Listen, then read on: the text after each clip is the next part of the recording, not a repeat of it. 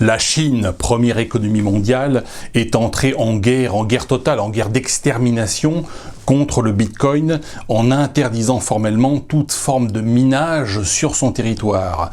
Eh bien, je dois vous le dire, ceci est une excellente nouvelle.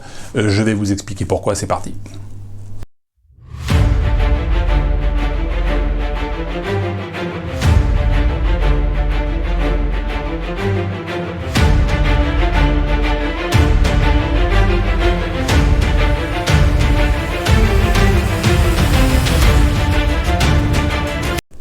Alors tout d'abord, l'interdiction n'a pas fait chuter le Bitcoin dans sa production ni dans son prix, ce qui prouve que c'est une monnaie extrêmement résiliente.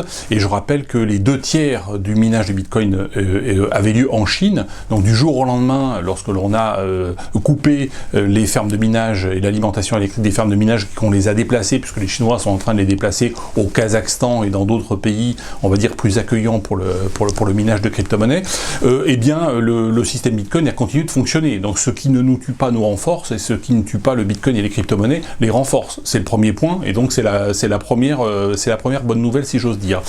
D'autre part, le minage, désormais, grâce à cette mesure de l'État chinois, va être davantage décentralisé, parce qu'aujourd'hui il était beaucoup concentré en Chine, parce qu'on avait de la production d'électricité pas chère sur le territoire chinois. Désormais, il sera beaucoup plus décentralisé, donc mieux réparti sur l'ensemble de la planète, notamment en Asie centrale, mais pas seulement, aussi beaucoup maintenant aux États-Unis, même en Amérique latine. Je rappelle que le Salvador a fait du Bitcoin, c'est le premier pays à avoir fait cela, sa monnaie, une monnaie officielle, et l'ensemble des Salvadoriens vont avoir un compte en Bitcoin, et puis vont pouvoir passer des transactions via Lightning Network, qui permet de passer des milliers de transactions à la seconde très rapidement, avec une dépense d'énergie très très faible, Lightning étant effectivement une surcouche logicielle sur le système Bitcoin, qui permet de faciliter les transactions, et là aussi c'est totalement révolutionnaire.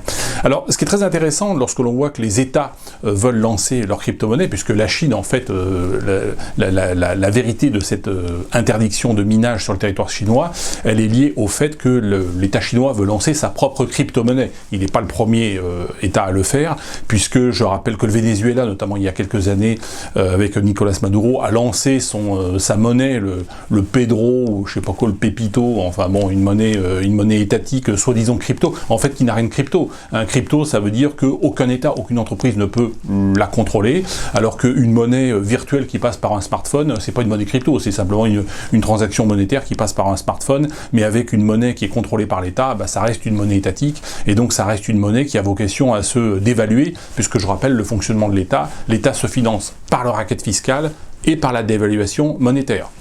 Donc il doit impérativement contrôler la monnaie. Si il n'a pas, soit il n'a pas la possibilité de racketter fiscalement la population, soit qu'il n'a pas la possibilité de dévaluer sa monnaie, l'État saute, l'État disparaît. Donc à part les États très très bien gérés comme la Suisse ou je sais pas, la Norvège ou le Qatar, voilà, les États qui sont très bien gérés et qui n'ont pas besoin de faire tourner la planche à billets pour se financer, mais 99% des États dans le monde, dont l'État chinois, se finance par la production de fausses monnaies. Donc si on lance effectivement des cryptos, c'est parce qu'on pense que les consommateurs vont aller de plus en plus vers l'utilisation de smartphones pour réaliser leurs achats et ne plus passer par les cartes de crédit, Visa, Eurocard, Mastercard et autres, American Express. Donc ça, effectivement, on va aller vers une digitalisation et vers davantage de monnaie électronique, mais les monnaies électroniques étatiques ne sont pas des cryptos. Je le rappelle, hein, même si eux mettent en avant la crypto étatique, la crypto sécurisée par la banque centrale. Une crypto sécurisée par une banque centrale, c'est une monnaie centrale, c'est une arnaque qui a vocation à se dévaluer comme la monnaie ordinaire.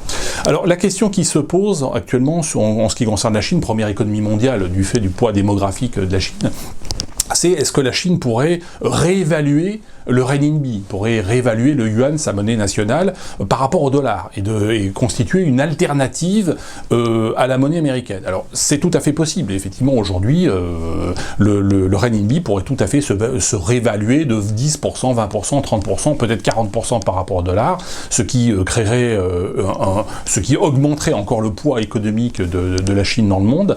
Alors le problème c'est que si la Chine fait cela, eh bien la Chine cesse de devenir intéressante au niveau de son appareil productif, puisque ça veut dire que ce qui est produit en Chine sera produit plus cher. Donc les Chinois seront plus riches, parce qu'ils vont pouvoir importer des produits manufacturés en Europe, aux États-Unis ou au Japon, avec leur monnaie réévaluée de 20 ou 30 ou 40%, mais ils auront plus de mal à exporter. Donc ils importeront plus, ils exporteront moins, ils seront plus riches, mais une grande partie de leur industrie sera complètement détruite. Ce qui a fait le succès de la Chine depuis les 20 ou 30 dernières années, c'est le fait de pouvoir produire dans ce pays à très bon marché, parce que l'électricité est pas chère, et c'est d'ailleurs pour ça qu'il y avait des minages de Bitcoin, parce que l'énergie est pas chère, parce que la main-d'œuvre est pas chère, et qu'il n'y a aucun droit du travail, il n'y a aucun droit de grève, il n'y a aucun droit syndical, rien du tout.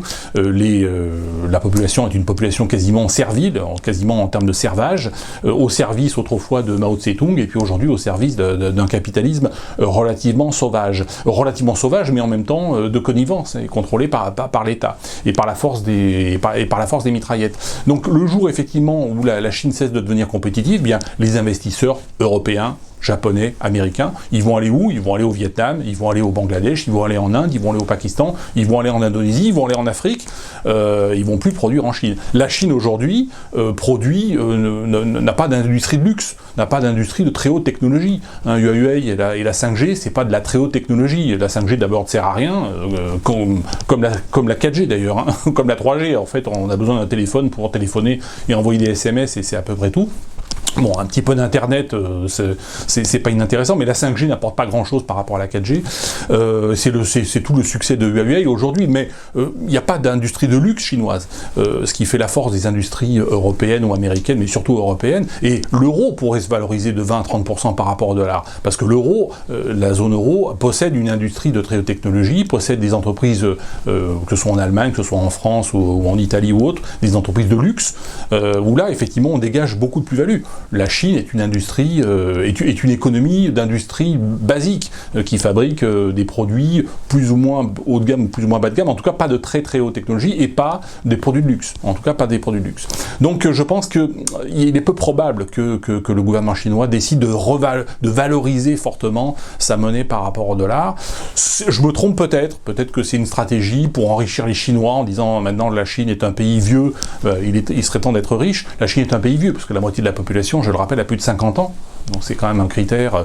Quand on a plus de 50 ans, on n'est pas vieillard, mais on n'est plus un poulet de l'année. Voilà. Donc voilà, je ne crois pas beaucoup en une revalorisation très forte de la monnaie chinoise, et surtout à travers une crypto-monnaie. Pour moi, ce n'est qu'une arnaque, comme l'a pu être la monnaie du Venezuela il y a quelques années. En ce qui concerne le Bitcoin, moi j'ai envie de dire, et par rapport aux crypto-monnaies étatiques, la question c'est en quoi avez-vous le plus confiance ? Entre une monnaie qui est contrôlée par un État ou une monnaie qui n'est contrôlée par personne. Donc c'est la question que je pose, et je fais une démonstration sur Bitcoin, notamment dans mon essai de Manage d'or. Je vous renvoie à de Manage d'or et au chapitre sur le Bitcoin, sur les crypto-monnaies. Aujourd'hui, le Bitcoin varie entre 20 000 et son range, c'est 20 000 et 600 000 $. On est plus proche de 20 000 $ que de 600 000, donc c'est plutôt une bonne affaire aujourd'hui, à mon avis, à l'achat. Alors ça peut descendre à 20 000, ça peut même descendre à 10 000, mais aujourd'hui on est plutôt pas cher, et si aujourd'hui vous achetez à 20 000 ou à 30 000 $, ou même à 40 000 $, le jour où ça vaudra 600 000 ou 1 million de $, eh bien vous vous souviendrez plus à quel prix vous avez acheté. Si c'est 20 000 ou 30 000, ça n'a pas beaucoup d'importance. Naturellement, on peut acheter un dixième ou un centième de Bitcoin. Rares sont les personnes qui achètent un Bitcoin aujourd'hui à 30 000 $. Ça fait quand même, c'est quand même un beau ticket d'entrée, mais son potentiel de hausse est important. Le 16 juillet 2021, donc dans quelques jours, le prix médian sur la courbe logarithmique, la régression logarithmique du Bitcoin devrait être de 100 000 $. 100 000 $, ça veut dire qu'il y a 50% de chances statistiquement qu'il soit en dessous et 50% de chances qu'il soit au-dessus. Bon, aujourd'hui, il est autour de 30 000, mais bon, il peut effectivement descendre à 10 000, comme il peut effectivement monter assez facilement à 500 000, 600 000, voire un peu plus, sans que ça soit quelque chose d'exceptionnel, tout en restant effectivement dans sa variation, qui va aller crescendo au fil du temps. Ce qu'il faut comprendre, c'est que si le Bitcoin était un gadget, les États ne déploieraient pas autant d'efforts pour l'interdire, pour le détruire, ou pour constituer des monnaies, crypto-monnaies, soi-disant crypto-monnaies, des monnaies digitales alternatives étatiques. Si c'était un pur gadget, un pur token et un pur, certains disent c'est un truc de geek et c'est comme les jeux vidéo en ligne, etc. Si c'était simplement un système de jeux vidéo en ligne, je vois pas pourquoi on interdirait. Si aujourd'hui on interdit et on met en place des répressions et des taxations et des répressions et des contrôles de plus en plus sévères, c'est parce que les États voient très bien le danger que représente le Bitcoin, monnaie complètement décentralisée, qui échappe au contrôle étatique et qui est une monnaie véritablement révolutionnaire. Révolutionnaire parce que c'est l'internet de la monnaie. Et comme l'internet, dans les premières années de l'internet, eh bien tout le monde disait ça va disparaître, l'État va l'interdire. Rappelez-vous, je vous renvoie aux articles de presse, aux émissions de télévision des années 90, dans les années 95-2000, lisez ce qu'on disait sur internet, et que fait la police, il est temps d'interdire parce que les gens vont pouvoir raconter n'importe quoi. Effectivement, il y a aussi du n'importe quoi sur internet, mais il y a aussi des choses intéressantes et des choses intelligentes. Voilà, nous sommes des francs, nous ne sommes pas des soumis, donc nous restons attentifs à ce qui se passe au niveau économique, au niveau politique. Merci à toutes et à tous et je vous dis à bientôt.